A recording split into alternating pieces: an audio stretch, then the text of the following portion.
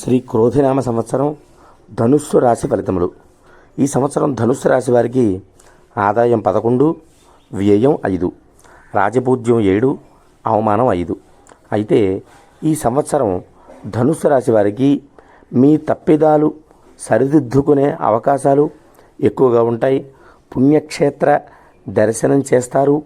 విదేశీ ప్రయాణములు కలిసి వస్తాయి. అయితే ప్రైవేటు ప్రభుత్వ ఉద్యోగ రంగంలో పనిచేసే వారికి అధికార ఒత్తిడి ఎక్కువగా ఉంటుంది. తక్కువ పెట్టుబడులతో వ్యాపారం చేసుకునే వారికి కలిసి వస్తుంది.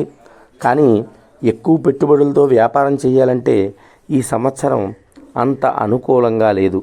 పెద్ద పెద్ద పరిశ్రమల వారికి, యంత్ర కర్మాగారాల వారికి కూడా ఈ సంవత్సరం కాస్త కష్టం మీద వ్యాపారం జరుగుతుంది.